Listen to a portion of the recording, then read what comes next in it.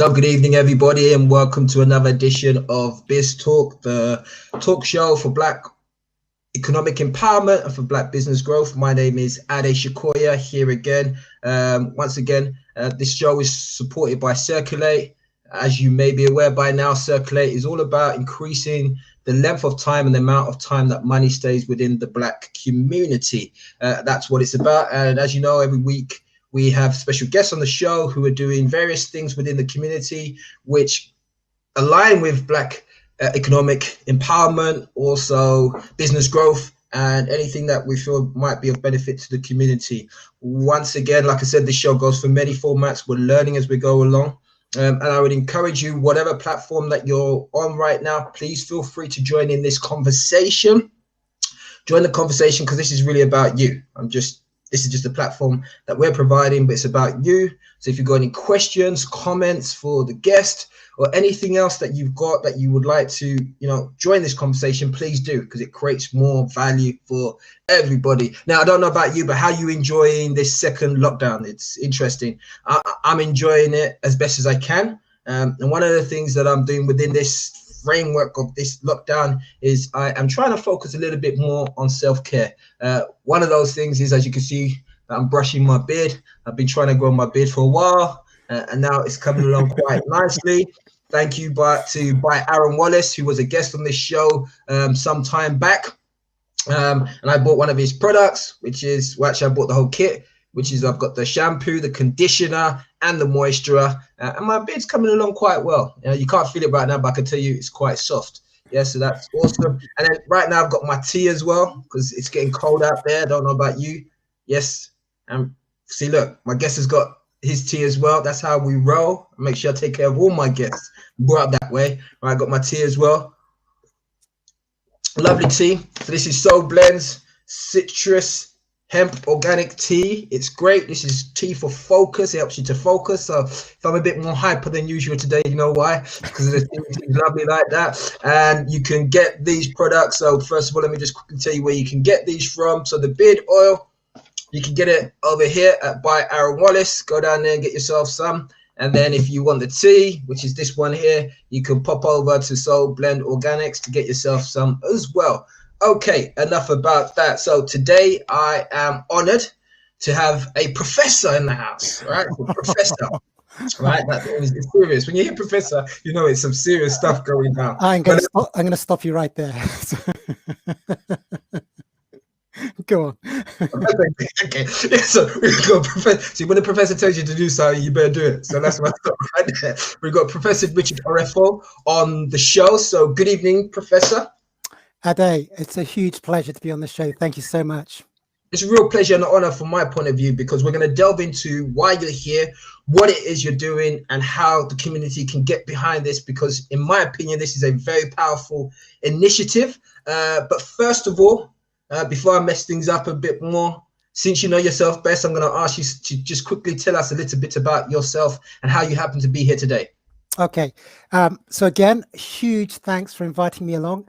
I'm Richard Oreffo. I'm Professor of Musculoskeletal Science, and I'm the Director of the Center for Human Development, Stem Cells and Regeneration at the University of Southampton.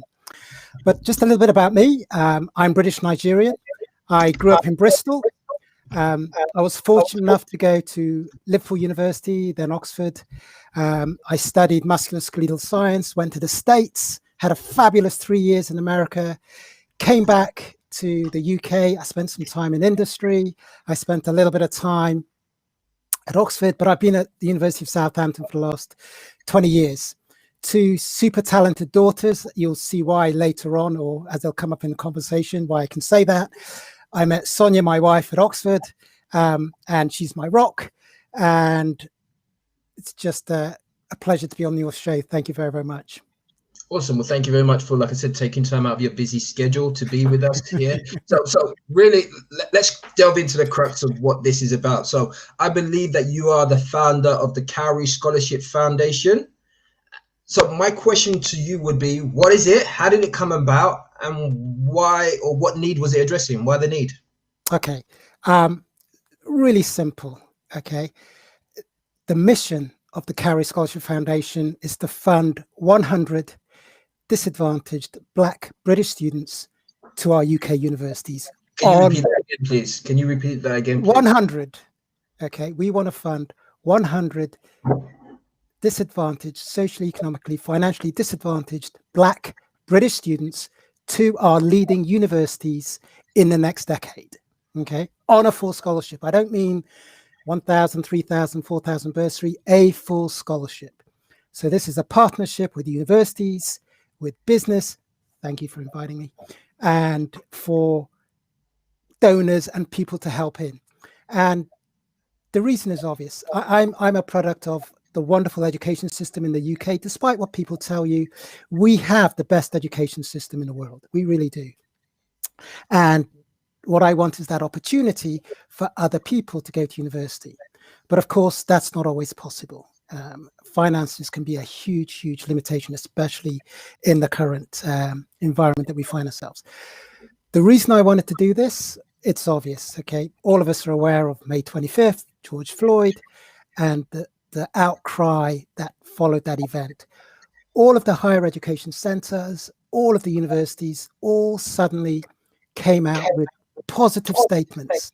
They were all very supportive about, we have a conversation, we must embrace Black lives, we must do all that we can to level the playing field, shine a light on what we're doing. And I thought, I've been waiting for years to be able to try and take this forward. Now is the time, now is the catalyst. There's been much soul searching, much marching.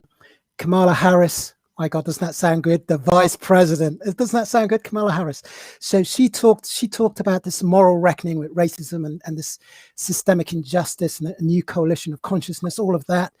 And I thought, right, okay, let's see whether the universities will put their money where their mouths, and can we actually do this? So that's what I wanted to do, start that conversation. It was only my family, and it was my daughters, my wife, myself. We launched it on June the 13th. It was a Sunday, super nervous because this was a, blank piece of paper. How do we get 100 people on a full scholarship to go out there? And why do we need this? So you could say, oh, why do we need this? Well, a couple of stats. I won't do too much of the stats thing, but indulge me. Okay, so if we think about this, if we look at the FTSE 100 companies, okay, more than, I think it's something like 50% of them do not have a single person of BAME background, okay? If we look at PhD students, over 21,000, something like 20,000 PhDs over the last 3 years, only 245, okay, 20,000, only 245 PhD students were Black or Black mixed heritage, okay? If you live in an affluent area, what's that as a percentage? I'm really bad with maths. So it's like 1%, just over 1%. Okay, wow. So it's tiny. So if you think about, if you live in an affluent area, you're 5 times more likely to go to a leading university, one of these high tariff universities, than if you live in a deprived area. There's just so many statistics. There, we have, I can't remember how many now, something like 21,000 professors, but only 1% are Black or Black mixed heritage. It's just important that we make a difference. Thank you for sharing some of those stats there. So here's a question then for some people who might be watching right now. Yep. They might say, well, those stats are a reflection of maybe people's inability to reach the high standards that are required to go to university. What would you say to something like that? The bottom line here is that, let's think about this. The financial cost of going to university is huge. So we are targeting financially challenged, disadvantaged individuals, fantastically talented, okay? They've got that ability. But if you think about it, you can get a loan for your tuition fee, £27,500. You then need to get a loan to live. So you're saying, right, I've got a loan for £27,500, and now I'm going to take out another loan for £10,000, £12,000 a year to live. And I'm from a family that doesn't have anywhere near that kind of income per annum. Mm-mm-mm. It's the biggest barrier. And we want to remove that. That's what the Cowrie Scholarship will do. We want to remove that. We want full scholarships for our disadvantaged students. We want to level the playing field. And what this will do, if you think about this, we get 100 students through. In 20 years' time, they'll be making the phone calls. They'll be the ones contacting people, making change happen, leveling that playing field. I think that's a very, very, very key thing, and I think that you share there, because ultimately, I know for a while, lots of people in the Black community recognize that we haven't necessarily had the penetration that reflects our ability for a number of reasons that we won't go into here right now. And it's great that you brought in the thing about demographics. I think you said that people or children that live in affluent areas are 4 or 5 times more likely to go to top universities. We've already seen the stats which show, and I shared it recently on this show, that a recent report that was done into poverty shows that 50% of Black families are living below the poverty line. Right. So straight away, when we start talking about the demographics and where people live and what access they might have and to income that will enable them to invest in their children going to university, straight away you hit some key points there. Yeah, so we're talking about high tariff. You've got to be really careful about use of the word top universities, but we're talking about high tariff universities. These universities are asking for high A-level entry grades. Okay, let me just stop you there. So I think I made the distinction with what you said. A high tariff university is not necessarily a top university. It's just that they charge more. Is that what it is, or what? Let's just be careful about saying what is a top university versus a high tariff university, because you can go to certain universities and do some of the best courses, and they may not necessarily be said to be the highest tariff. Okay, so I'm just saying that let's just be careful about that nuanced language. But what I'm trying to do here is to make sure that we provide that scholarship that allows these students so they don't worry about the finance, so that they can use that, they can harness their talent, and they've got that talent to be able to display and for the world to be able to see it, but they can't afford to cross that hurdle, that bridge to get into that university. And that to me is wrong. It shouldn't be about the finance. It shouldn't be about race. It shouldn't be about socioeconomic status, but sadly it is. I guess that's a reflection of the world that we live in right now. Well, is it a reflection of the world, or is it actually a reflection of our inability to actually make change happen? Okay, so I like having a professor on the show, because you're also challenging me to rethink. I love that. That's great. Okay, carry on with that. So we have the ability to change policy. We have the ability to change and influence various laws. We have the ability to actually harness the talent that is around and give people that opportunity. But whether you want to call it institutional racism, I don't want to go off piste here, but it's really important that we don't just step back and say, oh, it's just not possible for everyone to be. I totally disagree. If the barriers were removed, then so many people could actually make a huge impact on lives today. And it can be in science, it can be in arts, it can be wherever you want it to be. There is a wealth of talent out there, especially in the Black community, and we need to make sure that gets out there. And I don't like this idea of, oh, we can't aspire to that. Everyone should be able to aspire to that. And we've all celebrated Lewis Hamilton on Saturday.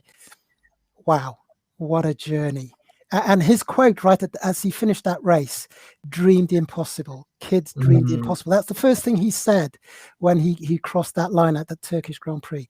And I think, yeah, we shouldn't be restricted by all that exists in the high echelons of, should we say, government, or should we say policy or institutions. We should actually be able to allow people to progress to the limits of their ability. I totally agree. I think what we're seeing is what I call a call to action. I think there's been a lot of things that we've seen over this last year which indicate that we are in a time of significant change, and we can continue to look outside of ourselves for that change. But change will always impact the individual, whether or not the person wants to move with it. But I also see that there's a great opportunity, like you said, for example, on the back end of the George Floyd and Black Lives Matter movement, lots of the universities started speaking out against institutional racism, and then potentially opening up their doors to, you know, redress the balance, which, let's be clear, doesn't make any of them guilty for what is, but it's them recognizing that actually, you know what, we can be part of that change. But so what I'm really interested in is to move away from tokenism. I really need us to move away from performative actions and actually to do, I mean, the trouble is I'm preaching to the converted on this platform. But we need to be able to move away from, I don't need a black square on a social media site. I actually need people to do something that they find difficult, something they find challenging, to give. I mean, Michelle Obama was asked about healthcare and said healthcare is affordable, but you have to give up something to allow healthcare to occur. And if we bring it back home, we have to be willing to be able to understand that to make the sacrifice, people have to move into uncomfortable places and have difficult conversations. And actually, it's not a difficult conversation. It's just a realization of what is staring everyone in the face, the elephant in the room.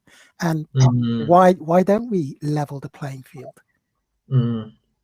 So we have to challenge the status quo. We have to move people away from the conservative positions that they hold. And I mean, the issue, of course, is that they perceive that there will be a change to their detriment. And that is not the case.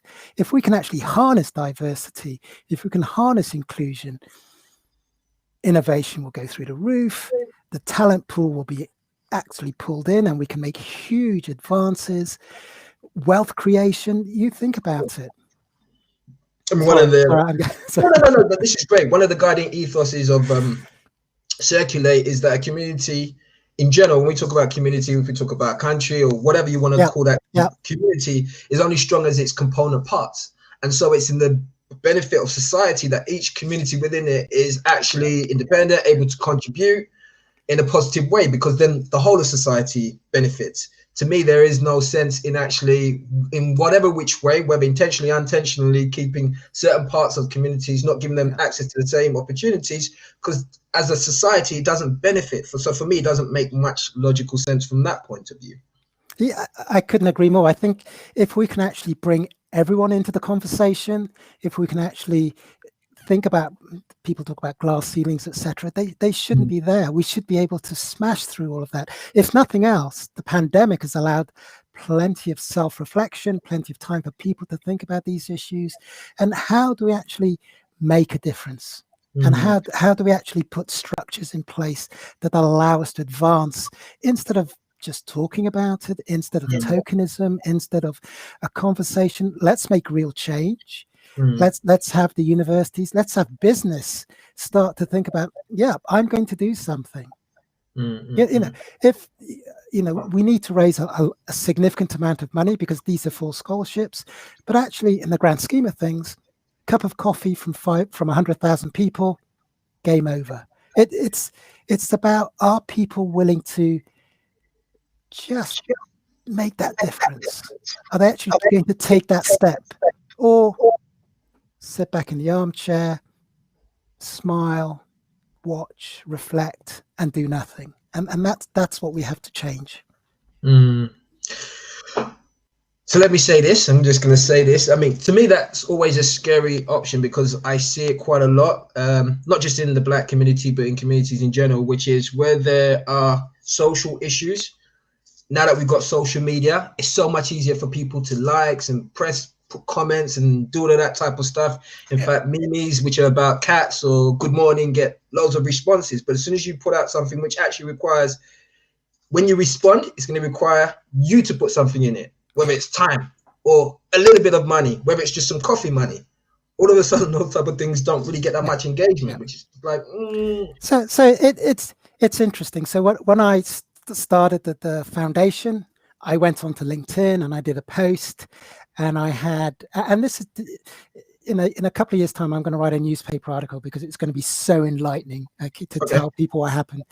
But I had 250 likes or whatever. Okay. But in terms of who was willing to actually step up and who was actually willing to support and who was actually willing to donate, it's exactly the point you've just raised. We do have to be able to push people, and we have to keep reminding them. But it can be done. It can be done. I do believe that. I mean, Marcus Rashford has shown that you can actually just capture the imagination in due course. And that's what it's all about. But you have to make people feel uncomfortable, and you have to realize that if they want to make a difference, they either have to feel uncomfortable or they have to give something. And if they don't give something, then don't expect something to happen. And maybe that's the message we just need to carefully articulate. And I totally agree with you about the uncomfortable thing. Some people watching right now might have noticed on my personal profile on social media, I've started promoting or talking about some of the Black issues or the issues that have been faced in the community. That's not intended to rub it in people's faces nor accuse anybody of anything. But I think, like you said, we've got to have these uncomfortable conversations in order to get to ourselves into a place which are much more comfortable. I'm a firm believer that in order to be able to fix any problem, you've got to be able to be honest about what the problem might be. And that doesn't mean anyone necessarily has to take ownership for it, but maybe take ownership for, well, what can I do to change it? Even if I didn't create it, what can I do to change it if people are so willing and inspired? Yeah, so I think it's very much am I anti-racist or am I non-racist?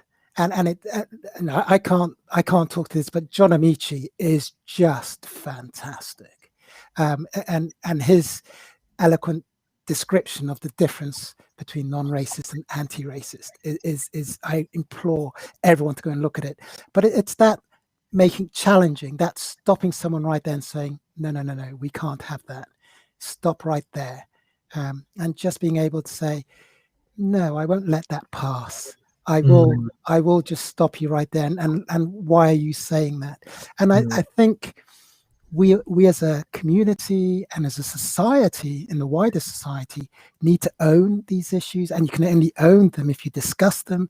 And it's only when you talk about the elephant in the room that we will start to make the difference. And I think saying that the status quo is acceptable, that's acceptable for a certain majority, but it excludes everybody else. And it should be about including everyone. And as soon as you've excluded someone, we've got a problem. Appreciate that. So back to the foundation. So yeah. I think you mentioned before that you've got some partners. I mean, are you able to share some of your strategic partners that you're planning working with? So we're very fortunate here that the way the scholarship will work is that we will have the universities have agreed to cover the tuition fee for the student. And then we, as the foundation, the Cowrie Scholarship Foundation, will cover the living costs and the maintenance costs. So it's a full scholarship. And we've got 8 universities that have agreed to join us. Newcastle joined within 24 hours. It's one of the happiest moments when I sent these emails out, that Professor Christe, the Vice Chancellor at Newcastle, within 12 hours, 8 hours, I can't remember how, it was very, very quickly, just said, Newcastle is in. And that's when I knew that we had a chance here. And from Newcastle, we then had Southampton, where I'm based, Queen Mary University London, Edinburgh, King's College, Liverpool, Leicester, and Glasgow. So we have 8 of these universities have stepped up, and they've agreed to cover the tuition fees. And at the same time, we've got the support structure. So this is not just a money dump or just give us your money and we'll just give it to a student. One of the biggest challenges is being able to make sure we've got mentors, we've got resilience training, and that we've got role models that these students can see and can aspire to and can relate to. And that's really important, relate to. And so we're working with Reach Society, who I'm sure you're well aware of. We're working with Target Oxbridge, Naomi Kelman. We're working with Insight, Christine Kinnear. All of these help take their students from 16, 17, 18 into university. Christine Kinnear with Insight are working with students who are quite a percentage of them are on free school meals. So actually just showing them that opportunity of getting them into, as we talked about, these high tariff universities. And we as a scholarship can provide those students with the platform to attend university. And we have a trustee board, which has made a huge difference. We're now charity status, and that's because of one of our trustees, PJ Koresh from Aqua Law. So we now have charity status. We've got Chris Jackson, who's actually given he's the first Black professor to give the Royal Institution Christmas lecture. So he's one of our trustees. We've got a treasurer, Tim Claydon out of Oxford. We've got a volunteer in terms of fundraising from University of Edinburgh. We've got Naomi Dawson. We've got Jan Carlisle. All these trustees just helping us move forward. And so it's all about, we've got the universities paying the tuition. We've got the family supporting me and these trustees making it happen. My daughters, I told you how talented they were. They're the ones who helped with the social media platform. They're the ones who helped with the website. My wife put me in touch. Sonia put me in touch with the various social enterprises. But it's really that partnership between the university and the business that's going to be critical to get that full scholarship. And the bottom line is we're looking to raise, listen to this, £500,000 to get 20 students on full scholarships. And that's our ambition. And it's going to be one of those things that's a legacy. These students are going to be in 20 years' time. They're going to be in a position to repay that debt. They're going to be in a position to actually make the change happen. And it's going to be transformative. We're going to take these students, put them into that position where their lives will change. I talked earlier about statistics. If they want to go into academia, we will be able, with our mentor program and our role models, to be able to guide them through so that they can actually move forward. And that's really important. Sorry, I'll stop. No. I mean, I think this is good because like I said, I mean, just as you're speaking, even my mind's thinking it through, because you were talking about actually taking them through a process which is being supported ideally to a large degree by people from their own communities as well, which will then put a certain level of aspiration and motivation in them. Then you spoke about actually then there's the mentoring program, which if they want to go into academia, you already spoke about the number of professors we've got. I mean, think about once again what it does. I mean, we see it in primary schools, we see it in secondary schools. Yeah. Schools where children see a teacher who reflects them children tend to do a lot better as opposed to when it doesn't. Just simple things like that. The reflection is so important. When I went through university at Liverpool, at Oxford, and I'm old, in the 80s. Okay, so there were very few Black academics in the 80s. I used to have Afro hair. I don't have much hair now, but I used to have. I'll send you a photograph. I used to have seriously beautiful large hair. Okay, and one of the conversations that that was given to me was that if I wanted to succeed, so remember this is the 80s. Sure. Okay, lose the Afro. Okay, so we have moved forward, but I can tell you there are still real challenges today. When we talked about some of the barriers that exist. When I talked about setting up the Cowrie Scholarship Foundation, one of the very senior academics said to me, "Is this a Nigerian scam?" Okay, so as you know, my father's from Onisha. It's just that level of you cannot believe it. You cannot believe it. You cannot believe it. And so it's really important to be able to just carefully, slowly, just bring people along, ignore those comments, and just make sure they understand in the journey where you're trying to do. You're going to take these students and you're going to give them an opportunity, and they're going to shine. I hear you on that one, and I love the emphasis that you're putting on the fact that it's a legacy, it's an investment in the futures. And I always say to people, one way I look at it is a bit like this: even though that may not necessarily be my child, in some ways it is my child. We speak regularly about some of the challenges that we see at the lower working classes of the black communities, whereby there gang violence and stuff like that, where in essence it's a black child who may commit an act of violence against another black child. Now, like I said, you know, I'm fortunate and blessed right now. My children are, okay, they're young, they're still quite young, but I've got to start thinking about, okay, what environments are they going to go into? And so to me, investing in another child's education potentially means that there's less chance of my children getting drawn into that or something happening to being a victim. You've hit the nail on the head. So one of the things that happens is that some of the universities have inter-university. It's a program, and it actually goes into certain areas and regions, and it's actually making sure that people have the knowledge. I tell my students, knowledge is power. I really believe that knowledge is power.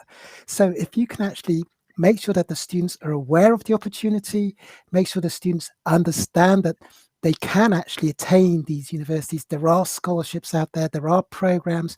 It's one of the reasons, for example, Naomi Kelman and Target Oxbridge has been fantastically successful, is because they've been able to nurture and guide with insight exactly the same. And if we can just make sure that all of our students, all of our pupils have that knowledge base, that opportunity, and that chance to shine, then that will make the difference. On your website, you have an interesting statement that really stood out for me. Now, I'd like you to just, you've touched on it roughly, but just really expand on it.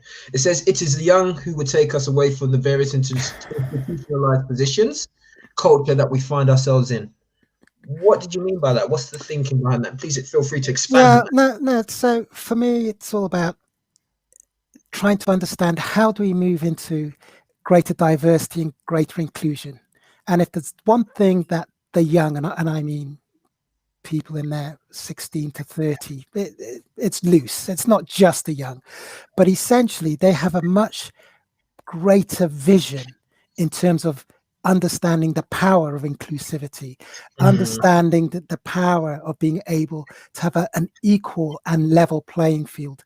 And there's less of the conservative barriers that have existed for the older generation in society. Perhaps because they feel, and I said earlier on, this threat that the status quo will change. But the young, they're open to that innovation. They're open to new ideas.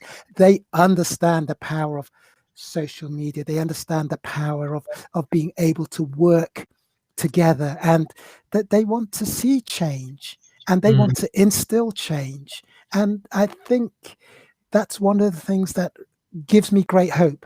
It is they truly are the future, and they truly will make that change, and they will embrace.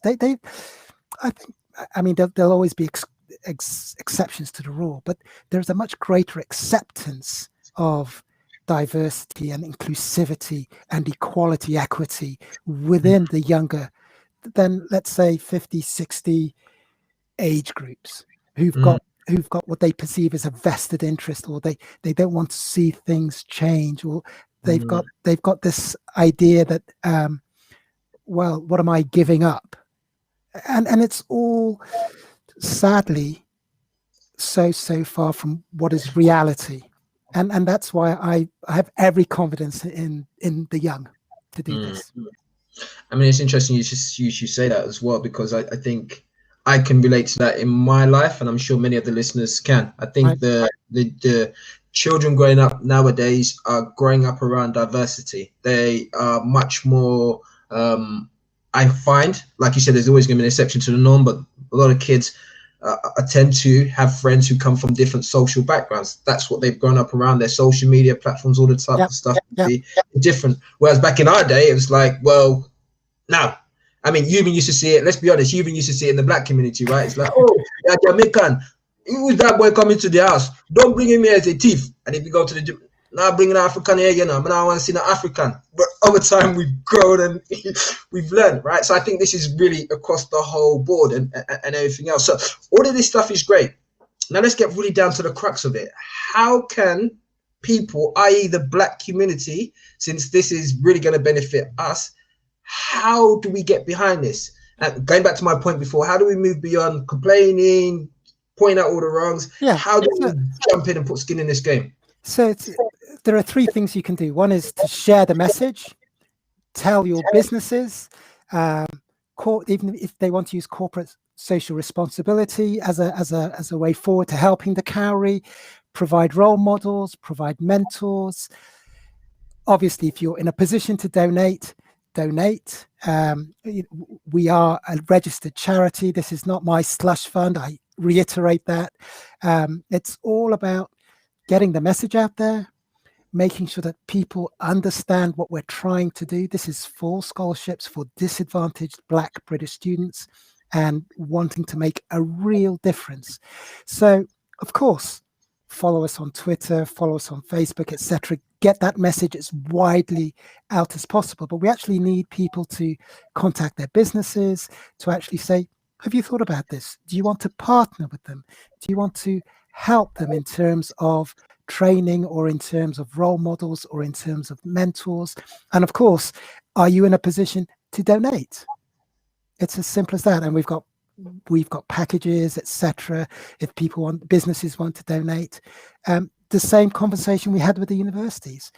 We've now got 8 universities committing 24 students in the next decade. 24 students. 8 will start in October. The universities have started to step up to the plate. Which October are we talking about? We're talking about next year, or? No, well, we're talking October 2021. 8 students will start at Newcastle, Southampton, Queen Mary, King's College, Edinburgh, Liverpool, Leicester, and Glasgow. Okay, 8 will start. I need to make sure I've got £25,000 for each of those students on a full scholarship. So, of course, it comes down to we need to make sure we get that money in play, and we need to make sure that we have everything ready for these students, and we will. So I have interest, and that's a question I forgot to ask earlier. How much is a full scholarship for one student? Of course, I'm sure it varies depending on the course. No. So what we're going to do is we're going to give scholarships for 3 years, £25,000. Okay. Nothing to match it. Okay. So in terms of numbers and in terms of scale of ambition. So, of course, everyone will be aware of the Cambridge Stormzy scholarships, and everyone will be aware of the Arlene Hamilton Oxford scholarships. But those are not the kind of numbers we're talking about here. So if Stormzy, if you're listening, we're looking at 100 and we need your help. Okay, so it's as simple as that. So it's making that difference. It's being transformative, and it's only possible because we're asking our universities to guarantee one student every 3 years, which is why I'm trying to get 35 universities. That's how we get to 100. Collectively, as all of us, we can make a difference. I'm not trying to ask one university to do 50 students. I'm asking 35 universities, can you fund one student every 3 years? And the same for the business, the same for your listeners out there. Are you willing to, no matter what it is, £1, whatever you can go, are you willing to make a difference? And we can change people's lives. We will transform people's lives. And so just for some of you out there who are watching right now, here is the website. So this is the Cowrie Scholarship Foundation. You can see all the information. You can get to see some of the sponsors and partners. Also, you can find a way to contact them, and you can make your goal fund. And I think the great thing that we're hearing there is actually, you know what, even £1, 50p, whatever you can do, just put it in there. Everything counts. Remember, we're investing in ourselves. It may not directly go to your child, but recognize that it will benefit your children or your great-grandchildren, or your grandchildren, or whatever, especially when we start thinking about the fact that these children are going to potentially graduate from university, get into key roles in large organizations, academia, potentially government level, where some of the things that we've been talking about for ages, the social change, the policy change, the changes that we require to make society a lot more level playing field, this is where it's going to start. So do feel free to just pop over there and put whatever you can do. And like you heard there as well, feel free to share it with your organizations. Lots of corporate responsibility organizations maybe looking to get behind something like this. Let's really work together to support this as best as possible. What can I say? Thank you, Ade. I just love that. Thank you. Like I said, at the end of the day, these things are dear to my heart, because I recognize that actually, we have to get past the point of just talking about things. I won't talk about it too much, but figures have shown that as a community, the annual spend for the Black community is in the regions of 30 billion a year. So the money is there somewhere. Okay, that's the reality of it, and it's about time we started investing, so that the conversations we're having in 5 years are different than the conversations that we're having now. Yeah. There'll be other things that we need to address and look at, and I think that would be a good starting point. So once again, please do feel free to get behind that. Just before we quickly go on, I also wanted to quickly share something else with the listeners out there, something that's out there, so bear with me 2 seconds, and we will okay. Here's also something that I think should be we look at. So some of you might have seen this on my social media post. This is regarding a young lady or young girl. Her name is Bailey. She's 8 years old. She's got cerebral palsy. The reason why this is dear to my heart, she is on the same mentoring program as my boys. I've got 3 boys. This is a lovely young lady who has had to go through a lot in terms of lots of operations to help her. For a while, she was able to walk, but as she's grown older, the growth has impacted her, so she's less independent. She's now having to spend a lot more time in a wheelchair. If you know anything about cerebral palsy, those who've got it have to expend, I think it's something like 300% more energy. This is a young girl. It's really having an impact on her mental and emotional well-being at this moment in time. So anything that you can do, once again, this is a community appeal. She's the parents have applied twice to the local council to get an electric chair. For whatever reason, that hasn't happened. But once again, this is an opportunity for us as a community to step and get behind these things. So once again, whatever you can give from the bottom of your heart, please feel free to just go over there. If you just put in Bailey's electric chair, I'll put a link underneath this video on the social media platforms. Just feel free to go over there and do whatever you're inspired to do. Okay, awesome, great stuff. So before you spoke about institutional racism, because we're coming to the end of the show now, and you spoke about you spoke about universities, whether it's tokenism, whatever, doing their bit. I also see that there's some challenges for organizations who may try to do their bit against institutional racism. Here's why. Let me just show you quickly a video that I saw today. Some of you may have seen this floating around on social media. It shocked me, but it didn't. And I guess being growing up in this country or experiencing what I've experienced over the years, here's why. But first of all, let me just quickly play this for you.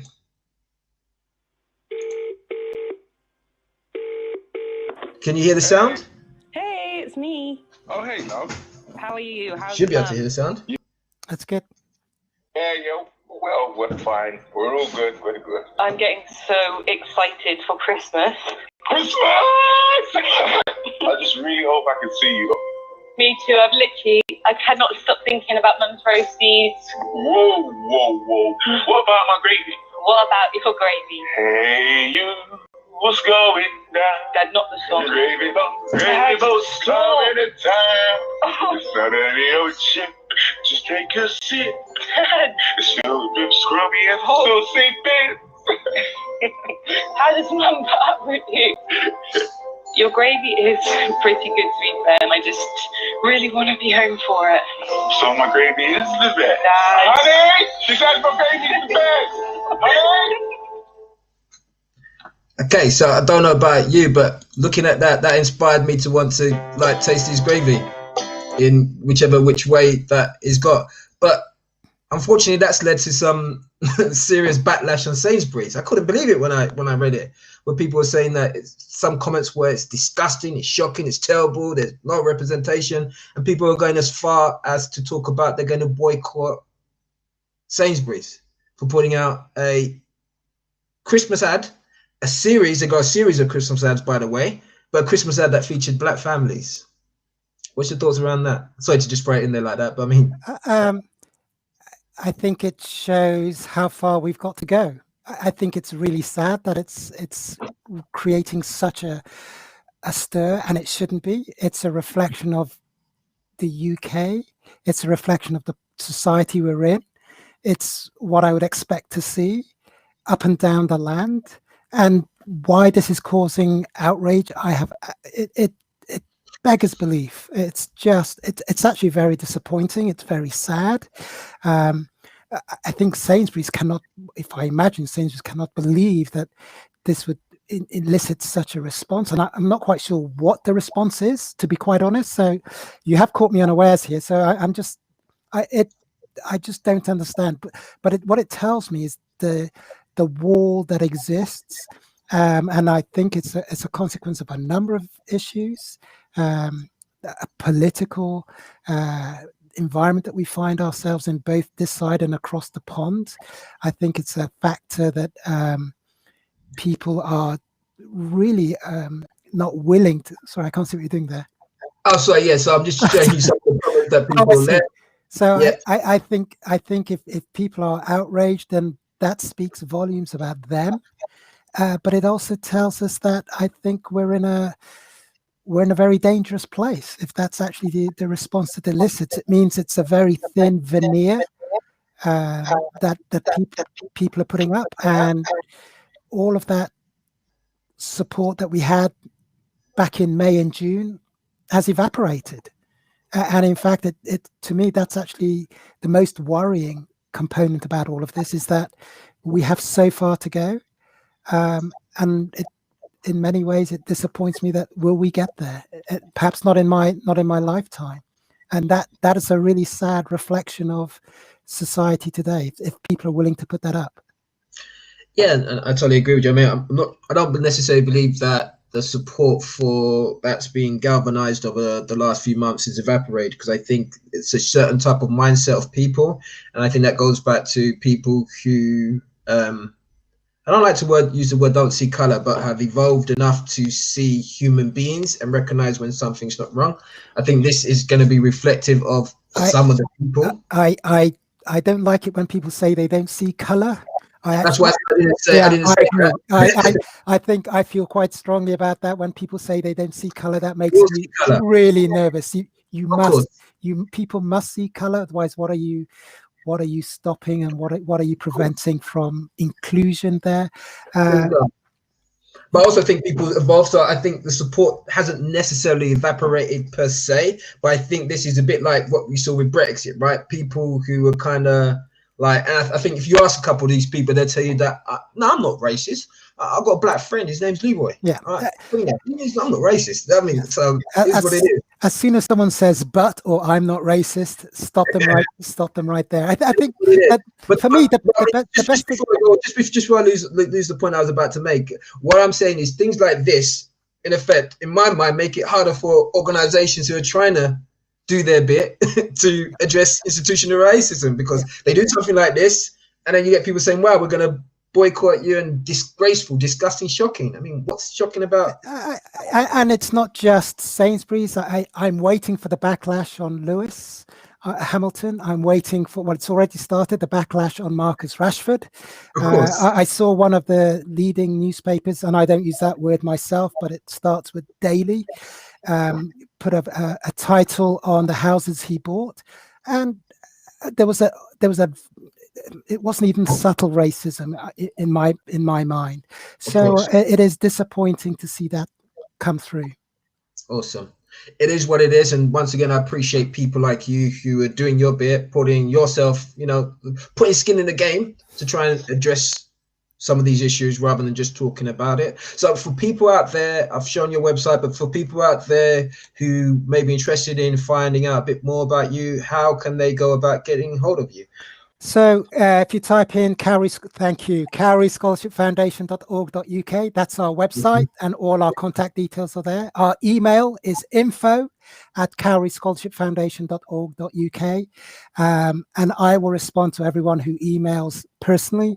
And if you want to help, if you want to be a mentor, if you want to be a role model, if you've got businesses, we can talk to you.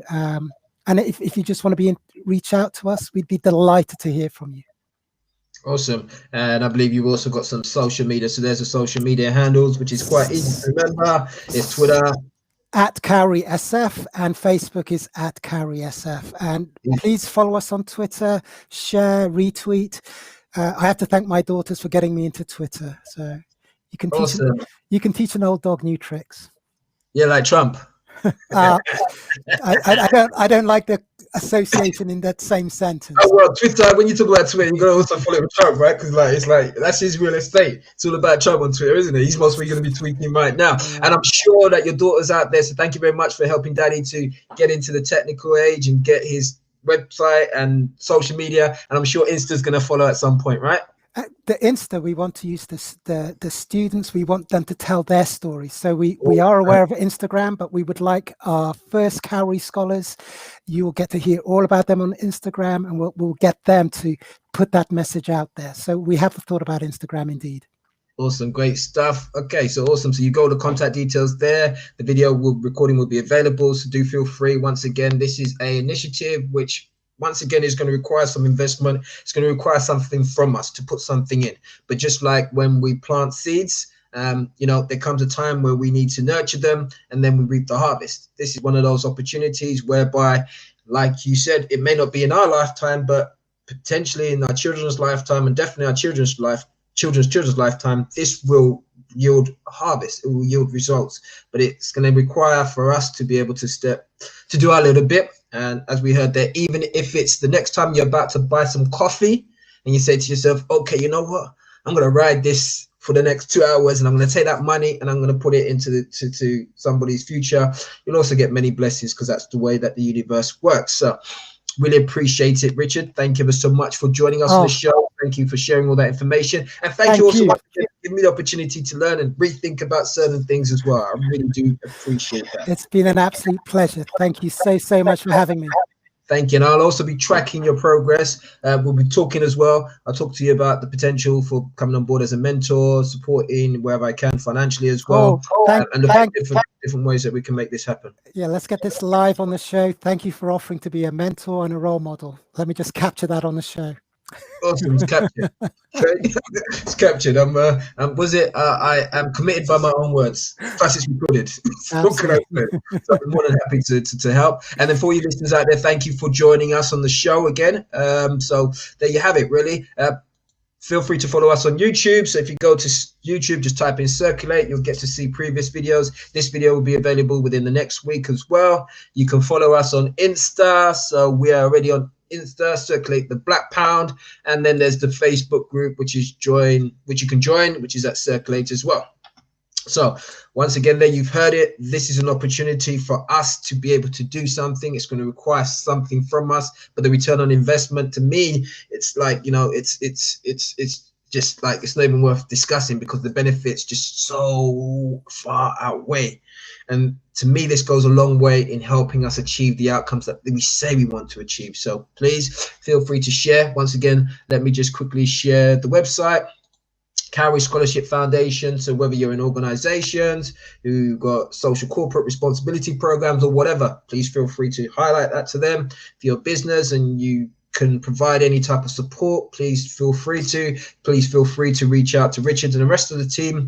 If you want to be a mentor, partner, you can support, guide this, but let's really get behind this. So once again, Richard, thank you ever so much. And to all you listeners out there, thank you. And I will look forward to seeing you next week. And there you go. It is what it is. And wish you guys all a good evening. Thank you. And thank you again, Richard. Thanks, Ade. Thanks very much. Bye.